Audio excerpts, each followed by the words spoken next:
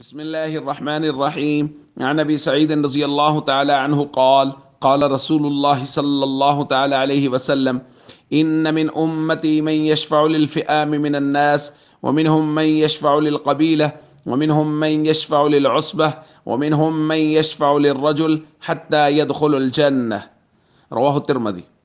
نبی کریم صلی اللہ علیہ وسلم نے ارشاد فرمایا، میری امت کا کوئی شخص تو ایسا ہوگا جو کئی جماعتوں کی شفاعت کرے گا، اور فرمایا کوئی شخص ایسا ہوگا جو ایک قبیلے کی شفاعت کرے گا، اور کوئی شخص ایسا ہوگا جو ایک گروہ کی شفاعت کرے گا، اور کوئی شخص ایسا ہوگا جو ایک آدمی کے لیے بھی سفارشی اور شفاعت کرنے والا ہوگا، یہاں تک کہ وہ سب جنت میں داخل ہو جائیں گے۔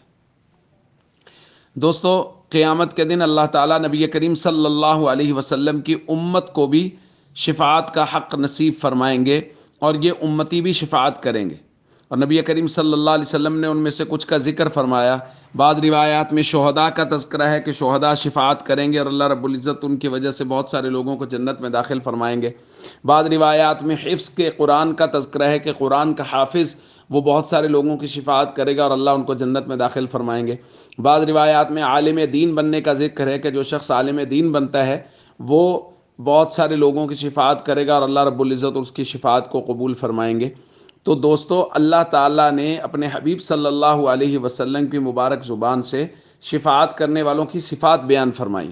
اس لیے ہم سب کو چاہیے اپنے بچوں کو حافظ بنائیں، عالم بنائیں، دیندار بنائیں، تاکہ ہمارے بچے ہمارے خاندان کے لوگوں کی شفاعت کر سکیں۔ السلام علیکم ورحمۃ اللہ وبرکاتہ۔